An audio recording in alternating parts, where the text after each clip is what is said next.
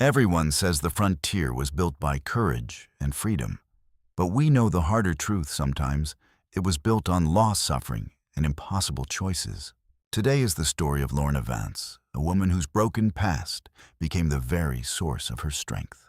In the vast deserts of the American West, where the wind carries both hope and sorrow, everything began with one simple act. A desperate woman who refused to stop running. Before we kick off this adventure, don't forget to hit like on the video and let us know in the comments where you're watching from. The desert rolled out in every direction like an endless ocean of rust-colored stone and thorny brush beneath a sky so wide it felt as though the earth itself had been swallowed by it. And Lorna Vance kept running until the fire in her lungs turned to knives and her legs finally gave way beneath her. The sand rose up and caught her as she collapsed. She had been running for 3 days. Ever since the trading post, where she'd been held captive for 2 long, bitter years, had gone up in flames. Ever since the man who called himself her husband had taken an arrow clean through the throat and dropped at her feet, his cruel eyes frozen in shock. She never once turned back. She never paused to grab water, food, or any of the things a sensible soul would need to survive in a land this merciless. She had only run driven by a raw instinct that screamed at her to keep moving, to get away, to put as much desert as possible between herself and the nightmare she'd escaped.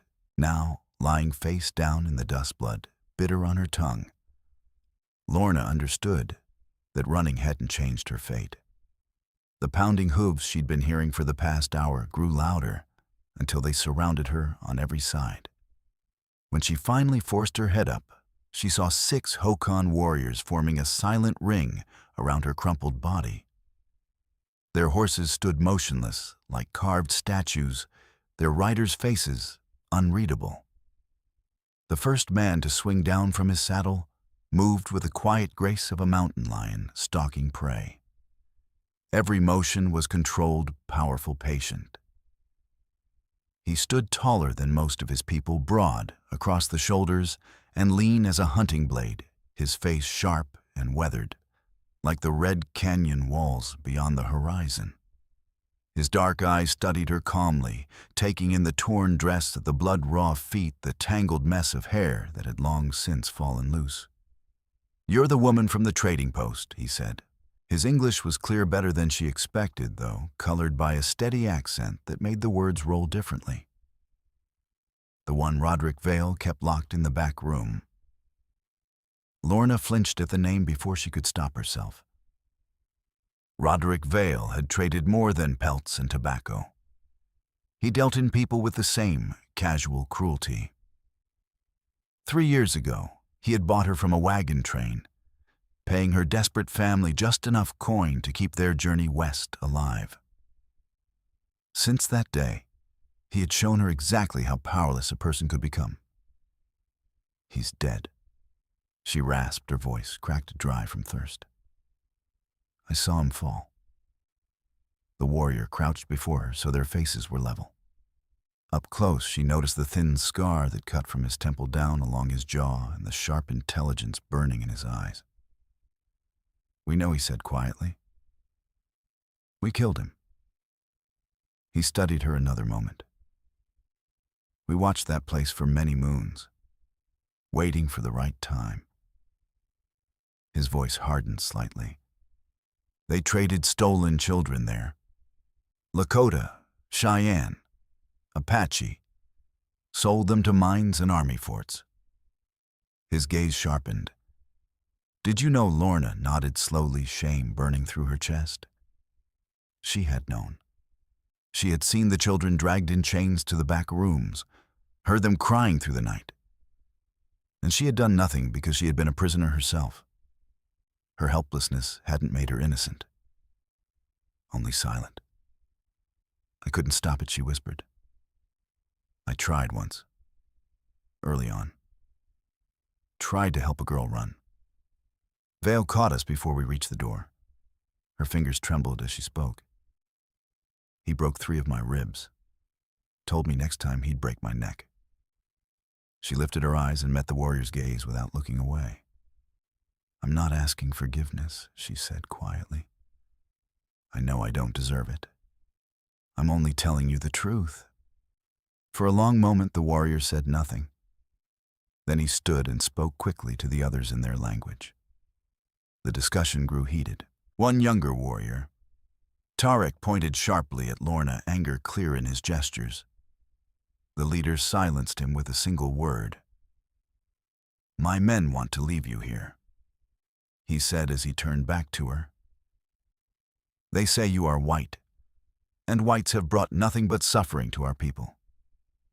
They believe the desert will finish you by tomorrow." He paused. "And they believe that would be kinder than what was done to our children." Lorna lowered her eyes. "They're not wrong." He studied her again carefully. "No," he said. "But there is something in your eyes that tells me your story is not so simple." He slowly extended his hand toward her, not as an order, as an offer. "My name is Shappa," he said. "My enemies call me Geronimo. You may call me whatever you choose." Lorna stared at the hand held out before her. She had heard the stories whispered in saloons and wagon camps. Tales of raids and massacres that turned his name into a legend, feared across the frontier. He was supposed to be a savage, something monstrous that haunted soldiers and settlers alike. But the hand before her was steady, patient, and the eyes watching her carried none of the cruelty she had come to know so well. "Why help me?" she asked hoarsely. "After everything my people have done to yours." Shappa's voice carried the weight of many hard years. "Because hatred is a fire," he said quietly, "and it burns the one who carries it more than the one it's meant for." He paused. "I have learned that through suffering." His gaze softened slightly. "And because I believe people can become more than what the world tried to make them. You were a prisoner in that place, just like the children we came to free. Your chains were only different." After a long moment, Lorna took his hand. The Apache camp lay hidden deep inside a narrow canyon, so well concealed that a rider could pass within yards of it and never know it existed. A spring flowed from the rock face there, spilling into a clear pool before slipping away toward some distant river. Around it, the Sani moved about their work, preparing food, tending children, raising the curved shelters of brush and hide called wiki-ups. Everywhere Lorna looked, she saw a community that lived with the land instead of fighting it. Shappa led her to an old woman waiting beside the water. "Ishta." The elder examined Lorna with sharp, knowing eyes, her thin fingers probing old injuries left behind by 3 brutal years. She spoke no English, but her touch was careful and surprisingly gentle. When she finished, she handed Lorna a clay cup filled with cool spring water and spoke quietly to Shappa. "My grandmother says you were badly mistreated," Shappa translated. He hesitated. "She says there is damage inside you that may never heal." A shadow passed across his face. "She says you will never bear children." Lorna already knew. She had felt the damage in her own body since the beating that left her bleeding for weeks. It was one more thing Roderick Vale had taken from her. One more future erased by cruelty. Still, hearing it spoken aloud hit her like a fist. "I know," she said softly. He made sure of it. Shappa's expression hardened. "We do not treat women this way," he said quietly. "Among my people, a man who strikes a woman would be cast out from the tribe." His eyes darkened. "A man who did what was done to you would be killed." Lorna gave a faint, bitter smile. "Your people are more civilized than mine." Shappa shook his head slightly. "That is not the word whites use for us." "Then whites are wrong." Something shifted between them then. Something softened in Shappa's eyes, then like a wall he had carried for years, quietly giving way, without her ever noticing it had been there. You need rest, he said at last. Ishta will see to you until your strength returns. After that, we will decide what comes next. The days that followed changed everything. Lorna had prepared herself for cold stares and open resentment. She expected the camp to treat her like an enemy, someone whose skin alone carried the guilt of generations. Instead, life around her moved forward as though her presence were simply another small change in the desert wind. The Sani welcomed her into their work without ceremony. One woman showed her how to grind dried corn with a stone mortar, guiding Lorna's hands patiently until the rhythm felt natural. Another sat beside her weaving baskets from desert reeds, their fingers moving in patterns passed down through countless generations.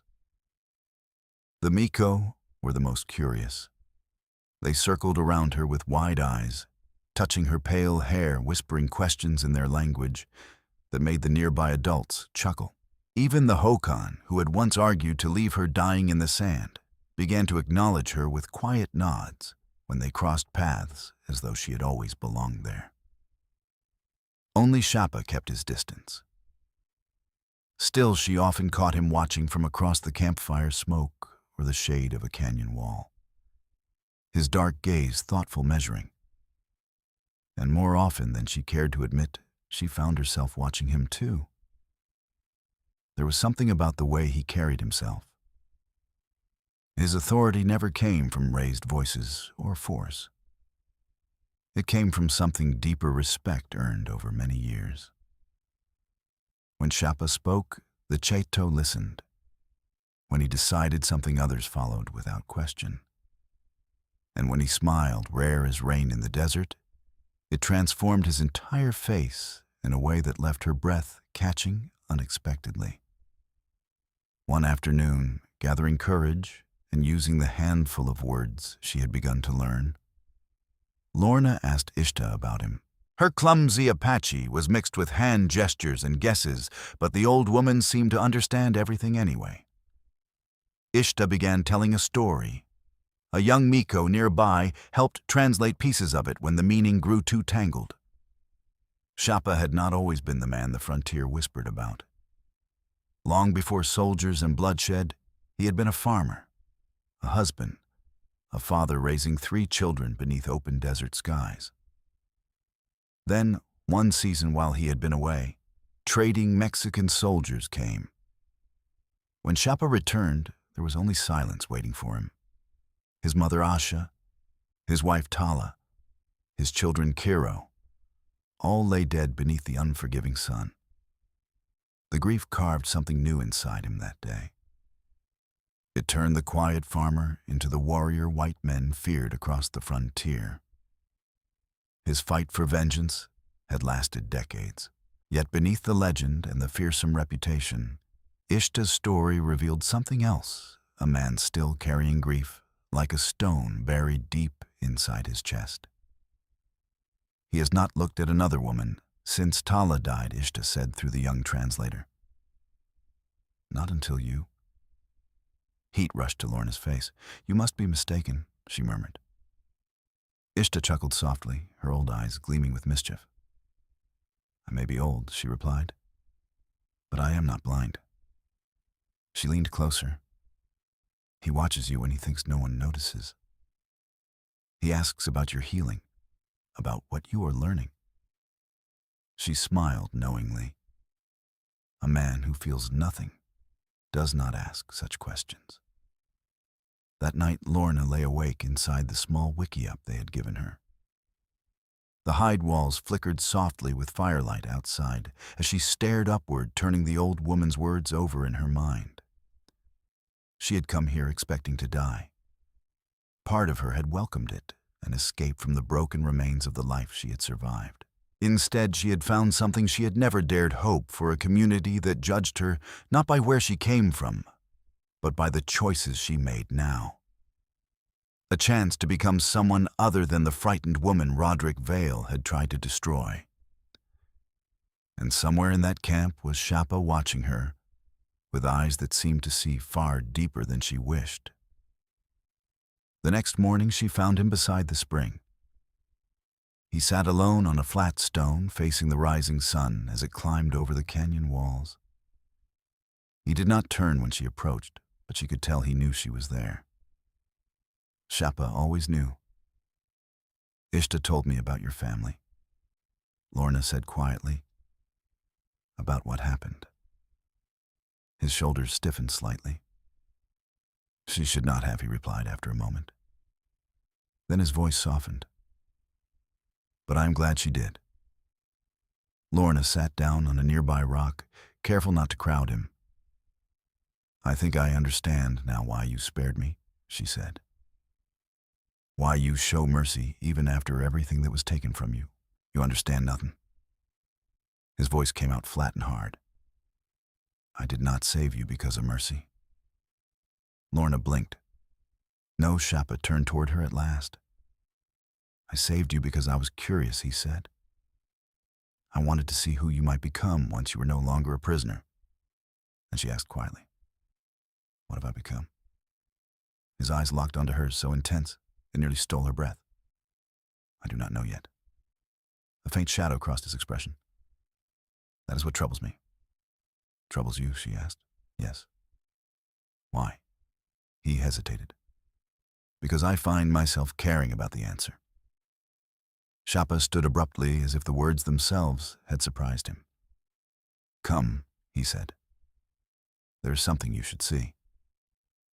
He led her through a narrow break in the canyon wall so tight she had to turn sideways to squeeze through. Beyond it lay a rocky ledge, overlooking miles of desert stretching endlessly toward the horizon. The morning sun had fully risen now, bathing the land in deep gold and crimson. For a long moment, Lorna could only stare. This land, Shappa said softly, has been home to my people longer than memory reaches. Every canyon, every spring, every stone carries the stories of those who came before us. He gestured toward the vast desert. The white man sees emptiness here, a wasteland between places that matter. His voice grew quieter. But we see a living mother. She feeds us, shelters us. All she asks in return is respect. It's beautiful, Lorna whispered. Shappa nodded slowly.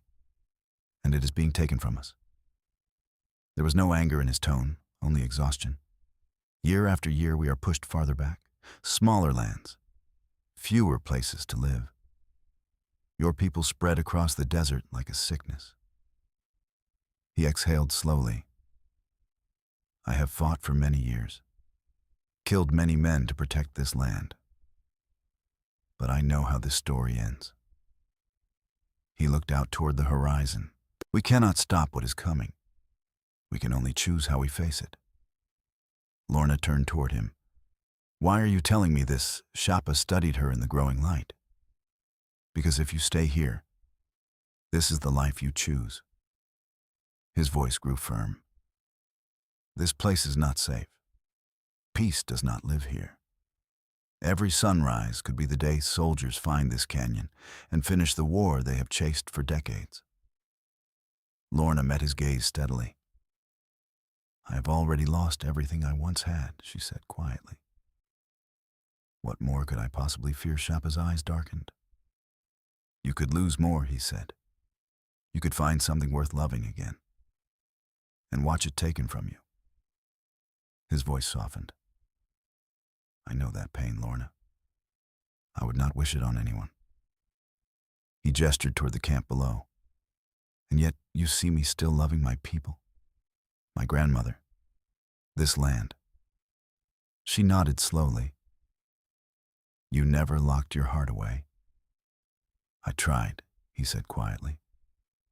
But the heart does not always obey. For a long time they stood there in silence, while the wind moved through the canyon and the sun climbed higher into the blue sky.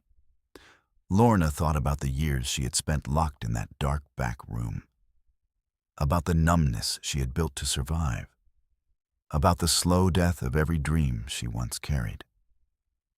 Then she thought about the strange grace she had found here among people who had every reason to hate her, and yet chose not to.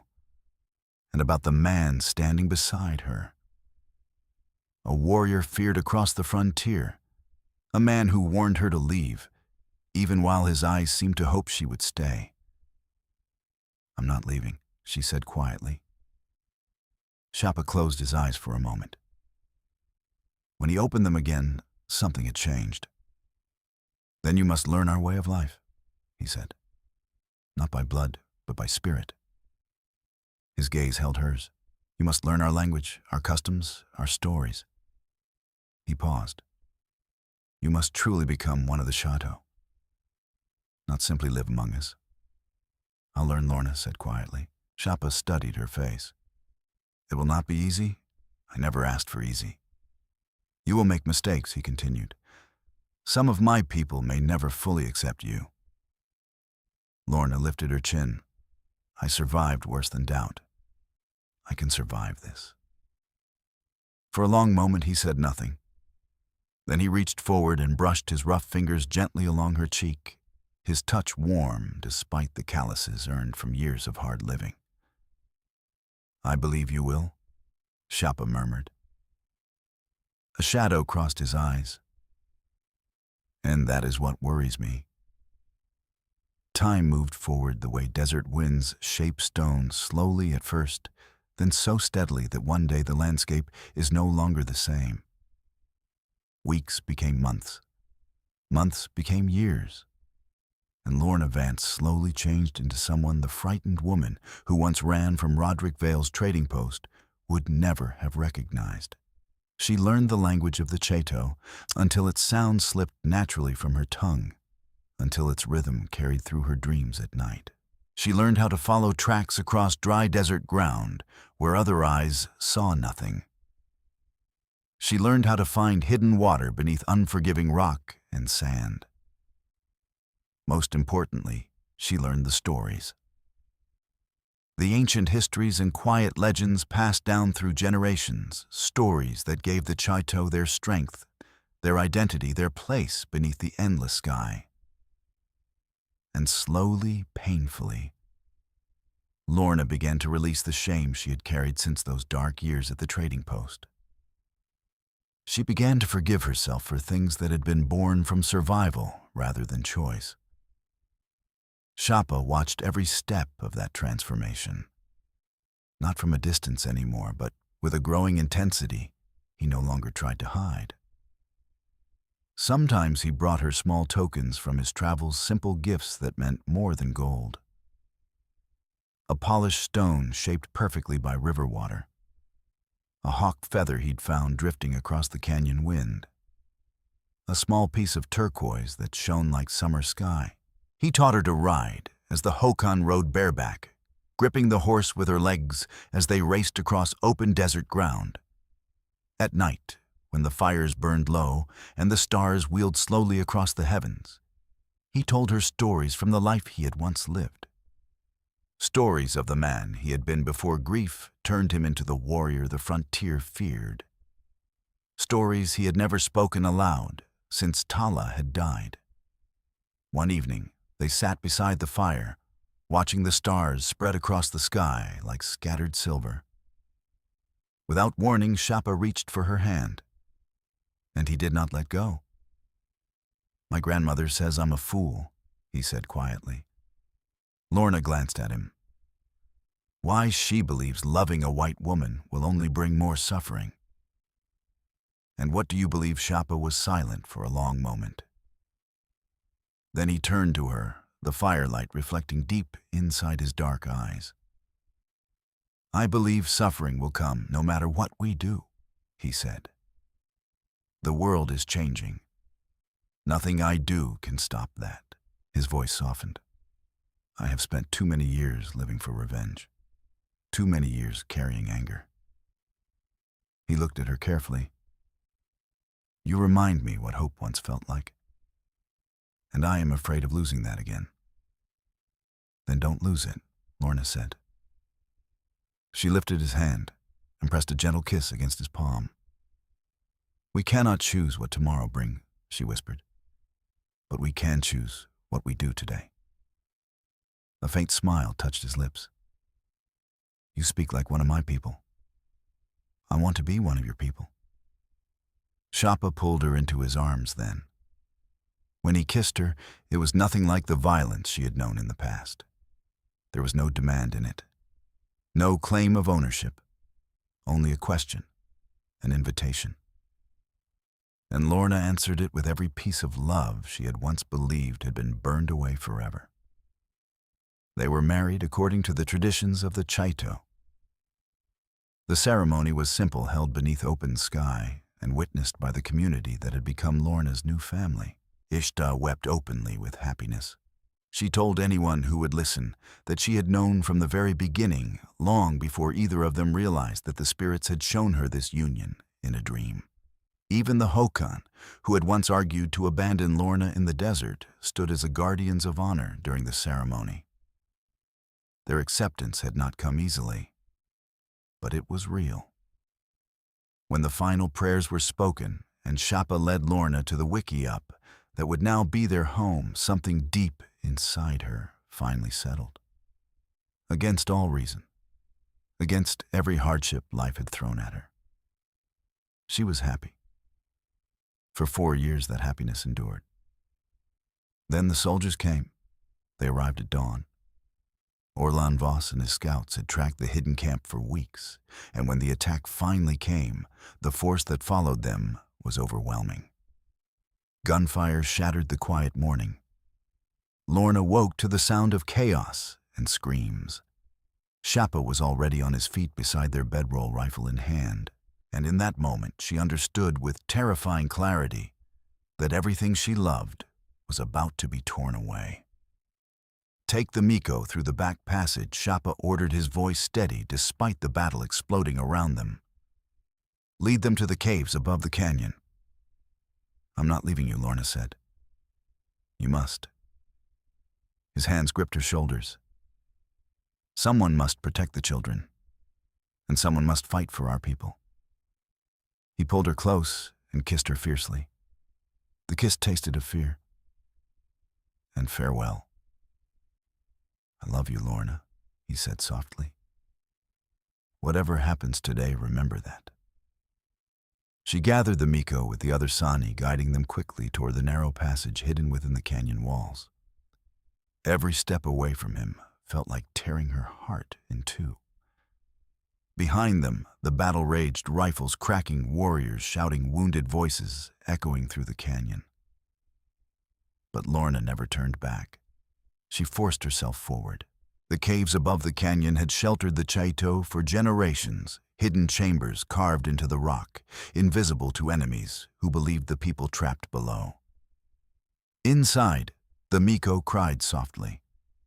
The Sani stood in stunned silence, and Lorna remained at the cave entrance, staring down into the canyon where smoke curled into the sky. She waited. She refused food, refused water, refused rest. All day long she stood there, watching, praying. As the sun slowly began to sink toward the western horizon, movement appeared along the narrow mountain trail. Figures climbing slowly upward. Her heart stopped, then began pounding again with painful force. The man leading them was Shappa. He was wounded, his arm wrapped in blood-soaked cloth, but he was alive.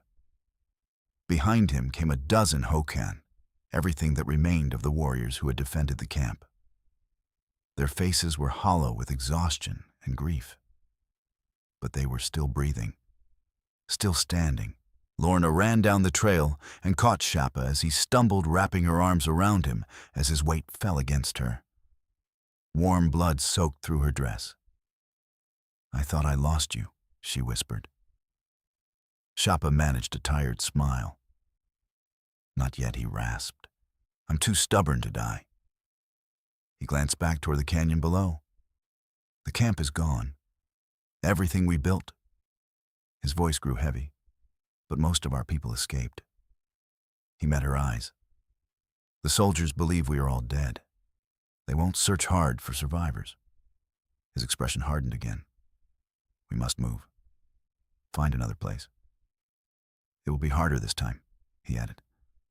Lorna shook her head gently. I don't care about hard, she said. I only care about you.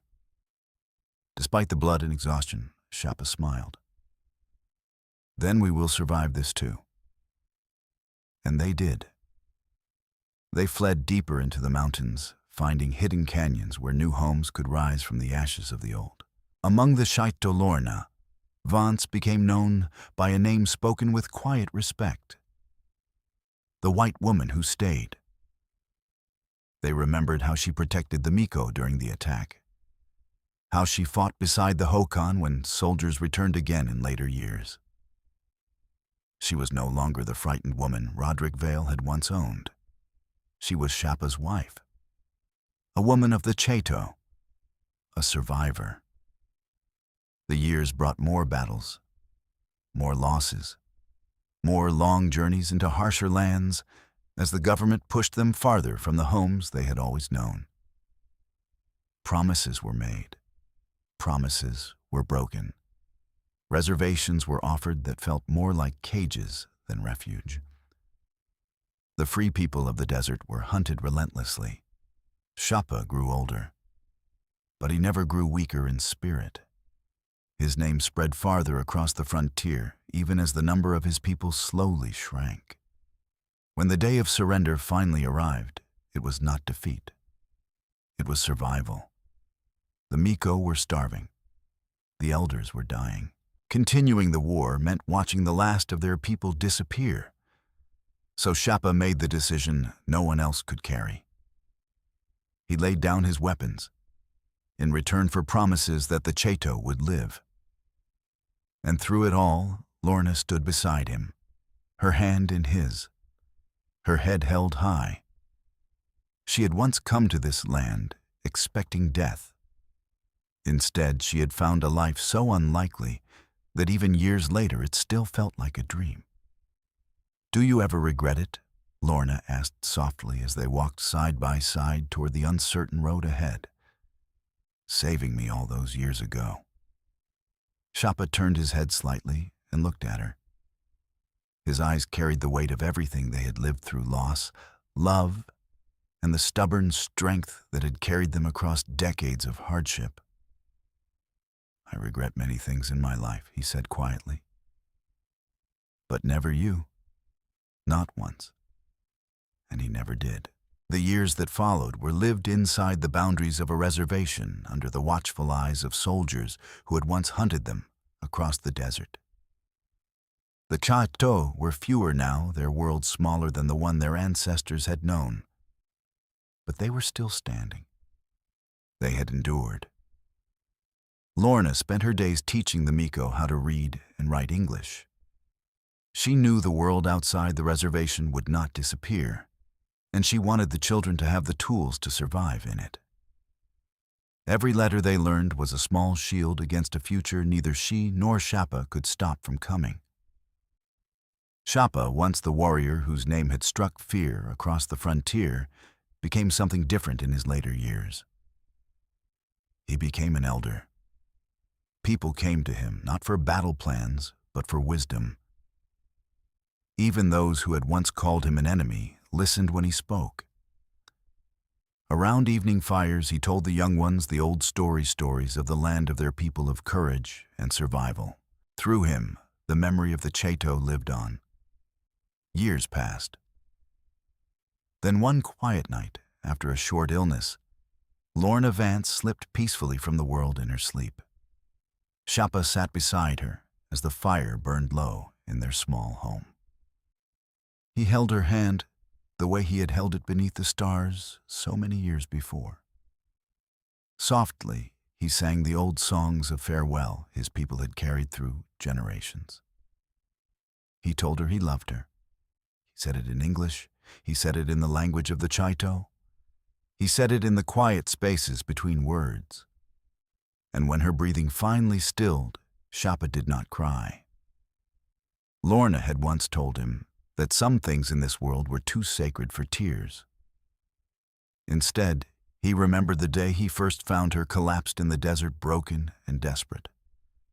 "Run again," he had told her back then. "Run and see what happens." She had run, straight into his life, into a love neither of them could have imagined. A love that crossed every boundary the world had tried to build between them. And what happened after that was a story the desert itself would remember. Finally, let me send my deep thanks to you. Thank you for listening. If this story has touched your heart, I invite you to stay with us to discover more true tales of the Wild West. Stories that honor resilience, tenderness, and the spirit that God placed in those who blaze the trail. Subscribe, share. Leave your thoughts in the comments, and join us once again to journey across this untamed land. Thank you. Aviso legal/disclaimer. These stories are crafted purely for entertainment and may contain imaginative additions or dramatic interpretations inspired by old frontier eras. We use AI-based resources, voice imagery, and drafting as part of our creative process. But every final detail is carefully reviewed and shaped by human effort to preserve emotional depth and authenticity. We strictly follow YouTube's rules regarding AI-generated content and refrain from deepfakes, altered identities, or misleading representations. All images, sounds, and related materials are lawfully obtained. Please do not reuse, modify, or distribute any portion of this content without written permission. Thank you for valuing creativity, respect, and original work.